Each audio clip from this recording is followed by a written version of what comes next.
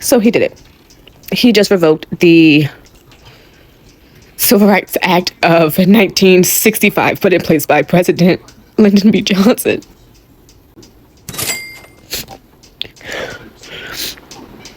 So they can discriminate against race, gender, sexual orientation, religion. They could do all of that. They have the right to do it. America isn't actually free. Dear Black people. Quiet! Shh! No! No! No. Some of us want to be invited to the cookout before the world implodes. Okay? I'm gonna need you to stop. You're making us out here fighting for our lives and shit. It's embarrassing. This is why the French don't like us either. I'm just saying, okay? Shh. You see, freedom used to mean freedom from debt slavery, to contribute to community and democracy, but ain't are disgusting. This country is disgusting. A new day comes with its new challenges and the new leadership coming with its new rules. So who should adapt? I hope you're well. Thank you for your continued support to Comfort for Life. I love and appreciate you. Thanks for being here. You've heard about the civil rights of 1964 being revoked, and yeah, so it's revoked. But it's important for us to note that whatever the President Trump is signing right now is still not really official. So there will be a revision of whatever is happening. That's why I don't dwell deep into that, but you will go and look deep into the civil rights that are having revoked. But I've been simply reading what is stipulated in that civil right, and this is what it says. It is a landmark law in the United States that aimed to end discrimination based on race, color, religion, sex, or national origin. So these are, you can see that people pictured here are the minorities, are different religions, and yeah, different stuff. So I have a concern. Tell me if I'm wrong. When we speak about civil rights and we place race together with religion, so I want you to help me here. When you say race, color together with religion, I kind of feel like, can this be separated, kind of? Because I feel like you can choose to be of a certain religious belief, but you are born with a certain race and gender, if I'm not wrong, you're born with a gender. And yeah, like, why are these things together first? Like, that was my concern, just my critical thinking after reading the civil rights. So yeah, I don't know why are they being revoked, but could it just be this being officially revoked, or yeah, but what was the reality on the ground even before that's being revoked? So in this video, we're going to hear from different people sharing what it is like to be an American. Like what it is, what is that defines Americans generally? Who are they? What are their beliefs? What defines them as a people? What are those things that we see and maybe we don't understand completely? How do they feel like to be in this diverse country? So take a listen to this. Kindly like the video for recommendation. You can as well support the channel. Yeah. Alabama, little black boys and black girls will be able to join hands with little white boys and white girls as sisters and brothers. I have a dream today. Being an American to me is about getting a lot of things you don't deserve and nothing you do. When we give up who we are to become American, we know that we're dying from it. You're dying from it too, but you don't know it necessarily. When you say that your ethnicity is American, there is no American ethnicity. What does it mean to be Asian American? Well, as Asian Americans, we are rendered invisible by both external and internal forces. But when we are rendered visible and when we're seen, we're most often seen only in negative ways, either as hypersexualized, desexualized, or as a faceless mass. So what it means to be Asian American is to live in this paradox. But I think it currently means to be an American. We are so caught up with making sure our own needs are met that we no longer care about those around us. So what I think it means to be American is to be proud to live here, to have freedom. I grew up being very proud to be an American because I saw other countries and the way that they lived, and I saw the freedom that we have here and the beauty. You know, America is a beautiful place. And I think that people have lost that. They're not proud to be American anymore. You know, you go to other countries, I've traveled all over the world, and people are proud that they're from Africa. They're proud that they're from the Philippines. Matter of fact, I had friends in the Philippines. They didn't have all the things that we have here. And I asked them, would you give anything to come to America? And I was shocked that they said that they would love to come here, but they would not want to live here. You get a different perspective when you leave and then you come back. And I think the reason that people don't want to live here is because they see Americans not being proud of who we are anymore. Being an American to me means never feeling sorry for a feral cat, knowing that it'll figure it out, just like you will. Being an American to me means looking at a disabled person and knowing somewhere down deep they deserve it. Oh, God.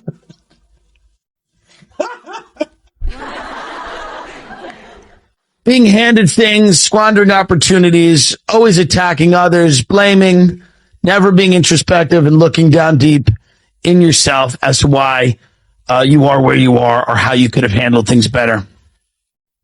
Being an American to me means being entertaining at all times, even when killing someone. It means that everything in life should be a spectacle, kind of an O.J. Simpson trial. Everything. From your divorce to an argument at breakfast. Everything should at all times be insane. Nothing should truly make sense outside of the idea that it is all entertaining and for sport. Being an American to me means being inconsiderate in a very considerate way, meaning offending people only once you've gotten to know them pretty damn well. Knowing the buttons to push and pushing them. Being an American to me means figuring out that everything's full of shit when you're about 9 and oscillating between drug, food, sex addiction, and the mismanagement of your money to handle it. Knowing at any time that your government has orchestrated many different attempts to kill and enslave you, and still enjoying Top Gun. It's a good film. What it means to be American that I sense coming from white folks that I'd like to talk about. Before I do that, I'd like to say one more thing that's hard about talking about racism, and that is that, people of color are spilling their guts and doing education to white people. Let me explain to you how you've got this wrong. Let me explain to you how you've got that wrong. Let me explain. And then we get cross-examined, and it's like, well, maybe your problem is blah, blah, blah, blah, blah. And it's always, racism gets looked at as a person of color's problem, and it's not. We're like on the receiving end of the problem, but we're not the problem. I walk in a world where black people, where Latinos, where Asians, where Arabs, all these different people are experienced as problem people, and that, well, we're going to deal with the person of color problem when in fact, racism is essentially a white problem. And that for you to understand what racism is about, you're going to be so uncomfortable. You're going to be so different from who you see yourself to be now that, there's just no way for you to get it from where you're sitting. And I'm not saying that you could never get it. I mean that you need to step outside of your skin and step outside of what seems really comfortable and familiar to you and launch out into some real, for you, unknown territory. And you haven't gone out there like you haven't, gotten in proximity to black people, as you say, because you don't have to. And that's part of what it means to be American to me, is to have all these things that you can do if you want to, that you don't have to do if you don't want to do. And there's a way in which American and white and human become synonyms. That why can't we just treat each other as human beings? To me, when I hear it from a white person, it means, why can't we all just pretend to be white people? I'll pretend you're a white person, and then you can pretend to be white. Why don't you eat what I eat? Why don't you drink what I drink? Why don't you think like I think? Why don't you feel like I feel? God damn it, I'm so sick and goddamn tired of hearing about that. I'm sick of that. That's what it means to be human being to me. That's what it means to be white. And you think that, hey, it'll all be fine when we just treat each other like human beings. And what that says to me is, don't be yourself. Be like me. Keep me comfortable. Connect where I'm ready to connect. Come out to my place. Or maybe I'll come down and get some artifacts from your place. That is bullshit.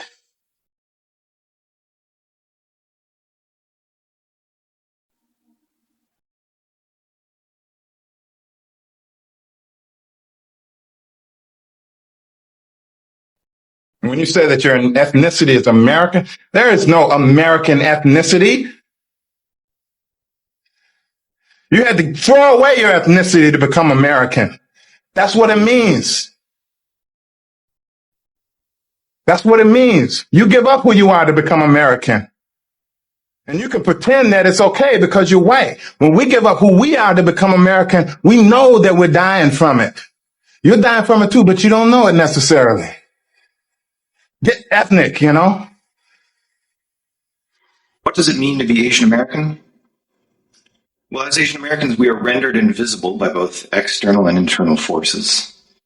But when we are rendered visible, and when we're seen, we're most often seen only in negative ways, either as hypersexualized, desexualized, or as a faceless mass with our individualities erased. So what it means to be Asian American is to live in this paradox of wanting to be seen and not wanting to be seen at the same time. But although we desperately want to be seen by others, we must remember that before other people can see us, we must first see ourselves for the full, complex human beings that we are, without shame, without judgment. Jon Stewart said something a long time ago that really stuck with me about what it's like to be an American and to try to love America, to try and be patriotic, which is a squishy term. And this was pre-Trump. He was talking about the sort of diverging paths of conservatives and progressives, about how each of them tends to love America.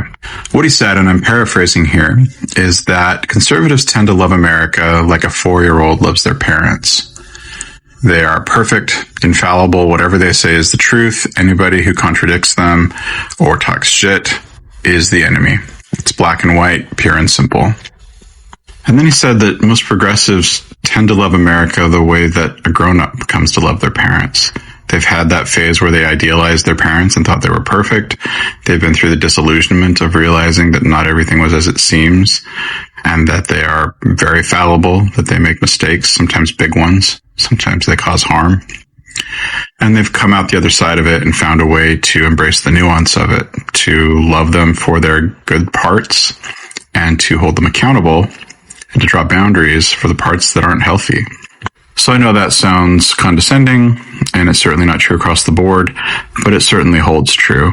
And he said that before Trump, before things became even more polarized, more adversarial, more black and white, and before a big chunk of the country elevated one leader in particular to almost deity status, considering him infallible, following him at all costs to the exclusion of any evidence to the contrary, while the rest of the country scrambles to try and hold people to some kind of accountability, transparency, to diminishing returns.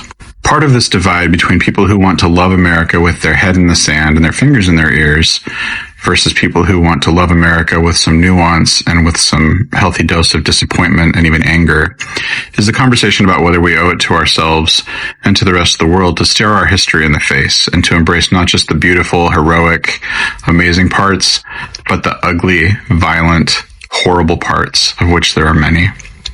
This conversation is very much alive right now because there are parts of the country where people are trying desperately to limit what is taught in schools to our children, to remove the parts that are uncomfortable or that shine a light on how white people have treated all other people at so many points in our history.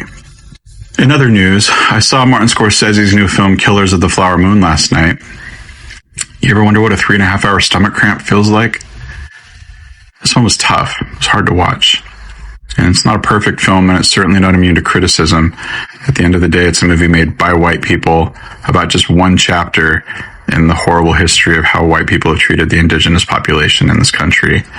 And while they seem to have involved members of the indigenous population as consultants and tried to get things accurate, and their heart seems to be in the right place, it is, at the end of the day, a movie made by white people, mostly for white people. That's the thing, is that white people need to see stuff like this, especially now when there's this ongoing conversation about how much we should look back and how honest we should be with ourselves about the really horrible things that we've done at times. And while there's an ongoing conversation about the horrible things that we do or support going on around the world, the thing that I think this movie does best is that it shows how quickly and casually white men engaged in violence toward people who didn't look like them out of pure greed and opportunism. The American enterprising spirit is rightly applauded. We have built ourselves into a great and powerful nation in some ways that required innovation, hard work ethic, courage, and bravery. And then there's the other side of the coin, which is opportunism, entitlement, and violence and greed. The language of movies has taught us to look for a good guy, a hero, usually a white man, who, even if a movie is really intense and difficult to watch, we can count on to do the right thing, to try and fix things, or at least refuse to participate. And Martin Scorsese does a really smart thing here, letting us wonder for a long time into this very long movie if Leonardo DiCaprio will be that guy. And over, that rug is pulled out from under us as we realize that not only did he not do the right thing, but that he never really stopped to consider any other option. And that's one of the things about the way that white people have domineered and victimized the rest of the world throughout history, is that they don't really stop to think about it. It's manifest destiny. We are God's chosen, and this is our right, and we might need to get our hands a little dirty to get what's ours, but we will get it. So it's a hard watch. There are no safe places in this movie. It's painful, and I think it's important to watch. It's important to watch with nuance, not to idealize any characters in this movie, not to idealize the movie itself, because again, it's not perfect. But I think it's important. And right now we have this weird phenomenon where political lines aren't really containing the kinds of polarization that are happening, especially with the situation on the other side of the world, where there are even liberals now who are idealizing one side over the other, refusing to see the nuance. And battle lines are looking very different, which makes nuance more important than ever, makes it more important than ever for us to look at our history and to look at our present and to try and push for the side of ourselves that is more honorable and brave. Has anyone else seen Killers of the Flower Moon? I'm not a Martin Scorsese fanboy. I'm sort of immune to gangster films, but this one sits heavy with me. He's a master, and this was masterful, I think. Curious to know what other people think. Let me know. This question goes to an American watching this. If you're an American, are you proud to be an American? And what are you proud of? Like, what do you think? Because for me, what I really appreciate and envy on American is how protective their law is, even when you leave the countries, you know. They follow up with you, and whenever there's any kind of thing, if anything that happens, they're there for you. So you are an American in and out of the country. While some of us, when you leave your country, it's like you're abandoned in a place somewhere, you know. That's what I love about you guys. From the point you made on this video, it shows us that Americans could be the most protected people on the planet, you know. Their systems are really protective. They know how to take care of their citizens wherever they go.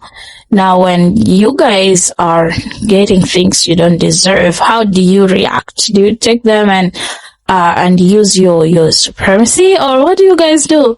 Do you go for justice, or do you just get carried away with the pride of being an American and take what doesn't belong to you, you know, and just move with your privileges and take good advantage of them? How do you feel about the whole thing? And how do you react? Personally, what do you do? Is it right to be treated unfairly like not equal to everyone. Is it right? And what do you do about it? As I always said about this video, don't forget to like the video, subscribe to the channel, don't forget to turn on the bell so that you get notified whenever we have a new video. Don't forget to leave me your thoughts. I'm so curious to hear from you. Goodbye for now.